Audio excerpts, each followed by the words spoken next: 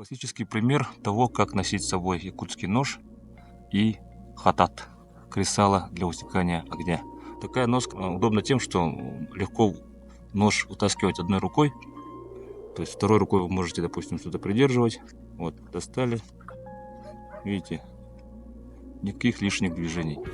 И нож всегда под рукой. Вот, допустим, вы сели. Вот, и нож вам не мешает. Он с ногой вместе уходит. То есть, как бы анатомически правильно находится. Но если он, допустим, вам пока не нужен, можно убрать его назад. Вот. И все.